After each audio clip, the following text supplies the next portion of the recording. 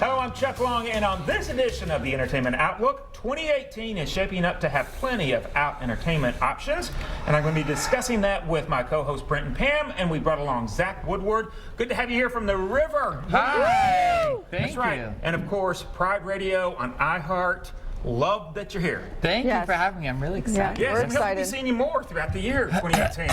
I'll do what I can. Yeah. Please do. We got lots of entertainment to talk about because, like I said, it's shaping up to have a lot of good stuff. One of the movies that I'm looking most forward to is based on a book, a huge bestseller,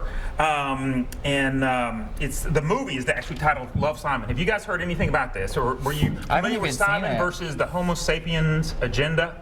Big bestseller?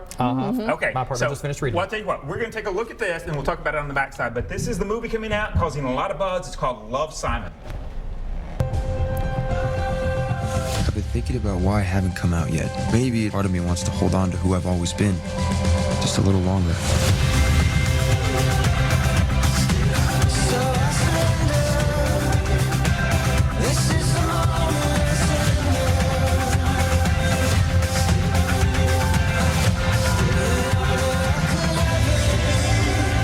No matter what, announcing who you are to the world is pretty terrifying, because what if the world doesn't like you?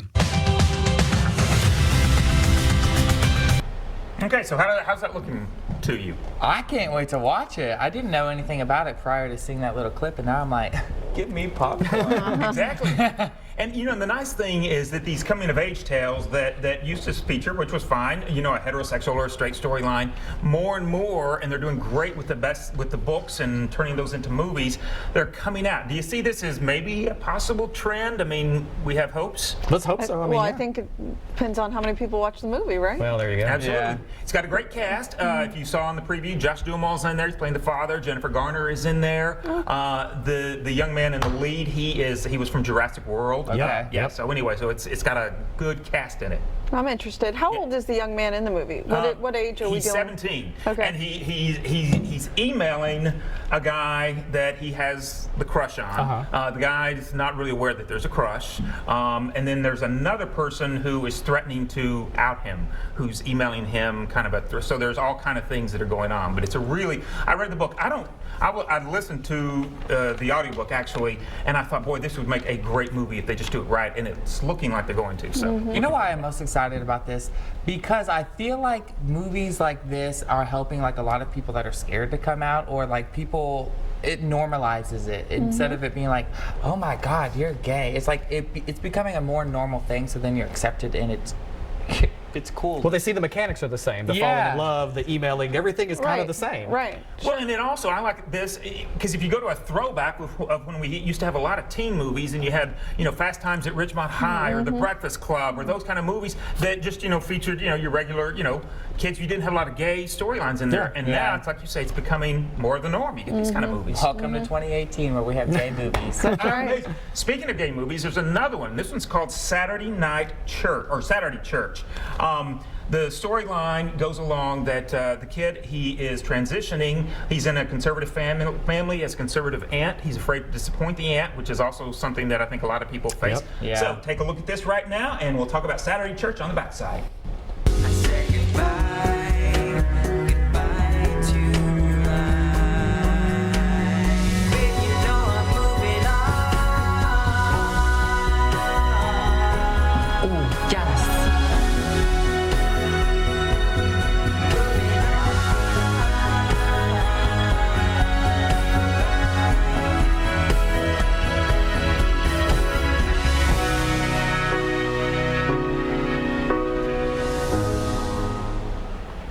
All right, so that's Saturday Church. So impressions when you see that preview? Well, it kind of reminded me a little bit of like Paris is Burning, but in a modern way, like the sort of the whole pageantry thing, and it's sort of the way that it was portrayed, but in a more modern light. That's kind of neat. But I get the storyline, that the transitioning storyline is a different aspect to that. Which again, now we're starting to get more transitioning stories on the big screen, that sort of thing. So hopes for this movie? I wanted to grab a box of Kleenexes just watching the trailer. I was like, oh, it looks so great. Yeah. yeah. With especially the confetti scene. well, a musical. I mean, the Dream fact that it's a musical, sequence. right? And a musical. Yeah. Yeah. I like that it's a musical. Yeah. So it has promise that it's not just going to be a complete downer. right? There's going to be Right. some happy songs. That's right. Yeah. And you know the conflict's going to come from him worrying about, disappointing the aunt. But on that subject, so how do you guys feel about that when people, say, oh, somebody in my family might not be accepting? What would your advice be to them? I'll start with you, Zach. I feel like this is from personal experience that it's a really touchy subject with people that are like really conservative and aren't that accepting of it. So you have to do things as yourself and like live as yourself, and then just hopefully they accept it, because then if not, then you end up 95 years old always saying what if.